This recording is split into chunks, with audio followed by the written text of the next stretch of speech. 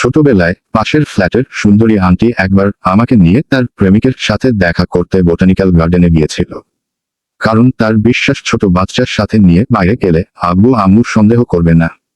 আমি সেই সুন্দরী আন্টির কোলে বসে আছি একটা ছোট্ট গাছের আড়ালে। হঠাৎ একটা আঙ্কেল এসে বসলো আন্টির পাশে। একটু পর আন্টি আর আঙ্কেল একে অপরকে হামি দিতে লাগলো। আব্বু আম্মু বাসায় না থাকলে আমাদের ড্রাইভার বিল্লু আঙ্কেলকেও দেখেছি আমাদের কাজের মেয়ে রহিমাকে এভাবে হামি দিতে। একবার হিল্লু আঙ্কেলকে বলেছিলাম, আঙ্কেল আঙ্কেল আপনি রহিমা আন্টিকে হামি দেন কেন? আঙ্কেল আমাকে উত্তর দিয়েছিল, রহিমা কাজ করতে গিয়ে ব্যথা পেয়েছে, তাই হামি দিয়ে ব্যথা সারিয়ে দিচ্ছি। বাসায় ড্রাইভার আঙ্কেল হামি দেয়, আর এখানে সুন্দরী আন্টিকে হামি দিচ্ছে অন্য একটা আঙ্কেল। দুনিয়া কত ভালো, সবাই সবাইকে হামি দিয়ে ব্যথা সারিয়ে দেয়। ছোটবেলায় এটাই ছিল আমার কাছে আশ্চর্যের। খোদার কাছে শুকরিয়া করেছিলাম এমন একটা দুনিয়ায় পাঠানোর জন্য। আঙ্কেল সুন্দরী আন্টিকে হামি দিচ্ছে, আমি এই সুযোগে একা একা আশেপাশে হাঁটছি। এমন সময় দেখি ইয়া লম্বা চুলওয়ালা আঙ্কেল চোপের আড়ালে আরেকজন আন্টিকে হামি দিচ্ছে। আমিও এগিয়ে গেলাম ওদের দিকে। এগিয়ে গিয়ে বললাম, আঙ্কেল আঙ্কেল আমিও আন্টিকে হামি দিয়ে উনার ব্যথা সারিয়ে দিতে চাই। আমার কথা শুনে আন্টি দৌড়ে পালিয়ে গেল। আর সেই লম্বা চুলওয়ালা জটাধারী আঙ্কেল আমাকে বললেন, তুই আমার রোমান্সে বাধা দিলি, এত বড় সাহস তোর! যা আমি তোকে অভিশাপ দিচ্ছি, তোর কপালে রোমাঞ্চ জুটবে না। তখন রোমাঞ্চ জিনিসটা কি সেটা বুঝি নাই। বুঝলাম আরেকটু বয়স হলে, যখন ক্লাস 4-এ পিঙ্কিকে দেখলাম। পিঙ্কির আব্বার ছিল জুতার ব্যবসা, তাই ওর গায়ে থেকে প্রায় নতুন জুতার গন্ধ আসত। কিন্তু সেই গন্ধকে ইগনোর করে আমি পিঙ্কির প্রেমে পড়ে গেলাম। মনের কথা খুলে বললাম পিঙ্কিকে, আর আমার মনের কথা সে খুলে বলল প্রিন্সিপাল স্যারকে। ফলাফল স্যারের মায়ের স্কুল থেকে টিসি দিয়ে বের করে দেওয়া। তার কিছুদিন পরে আমার জীবনে এলো নাদিয়া। যদিও তখন নাদিয়া ক্লাস 8-এ পড়ে আর আমি পড়ি 7-এ। কয়েকদিন চুপি চুপি ওর পিছু পিছু বাসায় গেলাম। আমি ওর পিছু পিছু যাই আর নাদিয়া সেটা নোটিশ করে চুপি চুপি হাসে। একদিন ওর পিছু পিছু বাসায় যাচ্ছি, ঠিক তখনই ইয়া লম্বা একটা টুপি পরা লোক সামনে এসে হাজির। আমার গলা ধরে মাটি থেকে 3 ফুট উঁচু করে দিলেন ছেড়ে। ধপাস করে মাটিতে পড়ে গেলাম। তবে অভিকর্ষ বলের প্রভাবে পা আগে মাটিতে না পড়ে পশ্চাৎদেশ আগে পড়ায় সেখানে প্রচন্ড ব্যথা পেলাম। পরে খোঁজ নিয়ে জেনেছিলাম নাদিয়া আফগানদের পাঠান বংশের মেয়ে। তার বাবার নাম শের পাঠান। বাসায় এসে বলেছিলাম পা পিছলে রাস্তায় পড়ে গিয়ে পশ্চাৎদেশে ব্যথা পেয়েছি। 7 দিন ব্যথা ছিল। সেই ব্যথায় নাদিয়াকে ভুলে গেছি। সবাই বলতো এসএসসি প্রেমের বয়স নয়, কলেজে উঠে প্রেম করবি। তাই আমিও কলেজে উঠে ফারজানার প্রেমে পড়েছি। ইয়া লম্বা মেয়ে, তবে একটু স্বাস্থ্য আছে। তবে সেটা ব্যাপার না, মেয়ের মধ্যে একটা ওয়েস্টার্ন ভাব আছে। বাংলাদেশ জন্ম না নিয়ে আমেরিকায় জন্ম নিলে নির্ঘাত এতদিন হলিউডে চান্স পেয়ে 3-4টা অস্কার পেয়ে যেত। সেই নাদিয়াকে নিয়ে ফেসবুক, ইনস্টা, হোয়াটসঅ্যাপে আর গুগলে ঘাটাঘাটি করে বুঝলাম মেয়ে 100% সিঙ্গেল। কিন্তু ওকে প্রস্তাব দেওয়ার পর পুরান ঢাকার একটা ছেলে পিতারা চিহ্নস্থল এবং উত্তরার একটা ছেলে রাতারা চিহ্ন মোড়া নিয়ে এসে যখন হুমকি দিয়ে গেল, তখন থেকে 1000% শিওর হলাম সব সুন্দরী মেয়ের 2 থেকে 3টা হিডেন বয়ফ্রেন্ড থাকে। এদের সোশ্যাল সাইটে খুঁজে না পেলেও বাস্তবে এরা খুব অ্যাক্টিভ। এরপর উচ্চতর পড়াশোনার জন্য আমেরিকায় গিয়েছিলাম। লস অ্যাঞ্জেলেস একটা নামকরা এলাকায় থাকি। আশেপাশে খালি সুন্দরী মেয়ে। খেয়াল করে দেখলাম আমার বাসার পাশে খুব সুন্দরী একটা মেয়ে থাকে। ইয়া লম্বা, সাদা ধবধবে গায়ের রং, সোনালী বর্ণের চুল।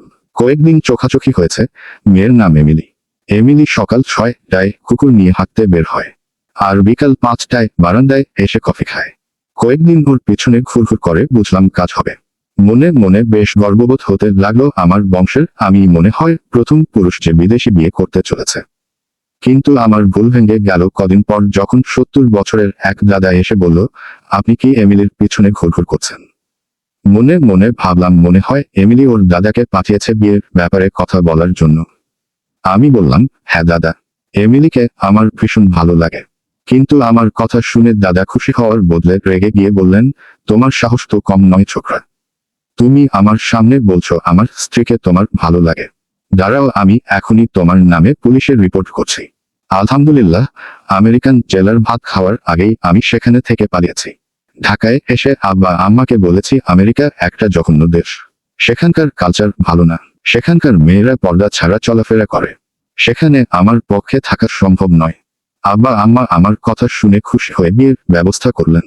মনে মনে ভাবলাম, যাক অবশেষে রোমান্সের স্বাদ পেতে যাচ্ছি। চারদিকে খোঁজাখুঁজি করে সেই আন্টির মেয়েকে পাওয়া গেল যে ছোটবেলায় আমাকে বোটানিক্যাল গার্ডেনে নিয়ে যেত হামি দিয়ে ব্যথা উপশম করার জন্য। তার একমাত্র মেয়ে নাতাশার সাথে আমার বিয়ে ঠিক হয়েছে।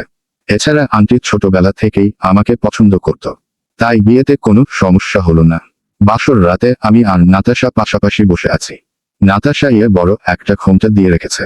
আমি আস্তে করে ওর মাথার ঘোমটা খুলে দিতেই ও বলল, দেখুন, ছোটবেলা থেকে আপনাকে আমি নিজের ভাইয়ের মতো ভাবি। এছাড়া আমার বয়ফ্রেন্ড আছে, আমার পেটে ওর বাচ্চা, কিন্তু আম্মুর ভয়ে আপনাকে কিছু বলতে পারিনি। আপনি প্লিজ কিছু মনে করবেন না। হতাশার কথা শুনে মাথা ঘুরে পড়ে গিয়ে সরাসরি কোমায় চলে গিয়েছি। কিছুদিন হলো রিকভার করেছি, কিন্তু এখনো ভান ধরে আছি কোমার। কারণ ডাক্তার বলেছে আমার রিকভার করার সম্ভাবনা নেই। আর নাতাশা যদি জানে আমি রিকভার করেছি তাহলে সে নিজেই আমাকে মেয়ে তারা চিহ্নে ফেলবে। কারণ তার ছেলে এখন আমার একমাত্র সন্তান, সেই আমার সমস্ত সম্পত্তি দেখাশোনা করছে। আমি মুখ খুললেই সব জানাজানি হয়ে যাবে আর নাতাশা আমাকে সম্পত্তির জন্য মেয়ে তারা চিহ্নে ফেলবে। মানুষ নাকি মরার আগে আজরাইলকে দেখতে পায়, আমিও দেখছি, কিন্তু আজরাইল আমার জান কবজ করছে না। আশেপাশে ঘুরঘুর করছে, কিন্তু কাছে আসছে না। ও হ্যাঁ, আপনাদের একটা কথা বলা হয়নি। জ্ঞান ফেরার পর থেকে দেখছি হাসপাতালের যে মেয়েটা আমার সেবা যত্ন করছে মেয়েটা খুব সুন্দর। কদিন থেকেই ভাবছি মেয়েটাকে মনের কথা খুলে বলবো, কারণ আমি খেয়াল করেছি যখন আমার রুমে কেউ থাকে না তখন মেয়েটা লাউডস্পিকার দিয়ে লাভগুলো শোনে। সেখানেই বারবার ঘোষণা করা হয় প্রেমের কোনো বয়স হয় না। তাই আজ মনে মনে সিদ্ধান্ত নিয়েছি মেয়েটাকে মনের কথা বলে দিব। ঘরে আমরা তিনজন ছাড়া কেউ নেই, আমি, সুন্দরী নার্সটা আর দরজার কাছে দাঁড়িয়ে আজরাইল। আস্তে আস্তে মুখের উপর থেকে অক্সিজেন মাস্কটা সরিয়ে নার্সকে উদ্দেশ্য করে বললাম, আমি আপনাকে ভালোবাসি। নার্স আমাকে এভাবে কথা বলতে দেখে ভূত ভূত করে চিল্লাচিল্লি শুরু করে পাশে রাখা অক্সিজেন সিলিন্ডার নিয়ে আমার মাথা বরাবর দিলেন ছেড়ে। সাথে সাথে আজরাইল আমার দিকে এগিয়ে এলো। জান কবজ করার আগে সুন্দরী নার্সকে বলতে শুনলাম, তোর মতো হাজার হাজার ভূতকে শায়েস্তা করেছে এই শের পাঠানের নাতনি।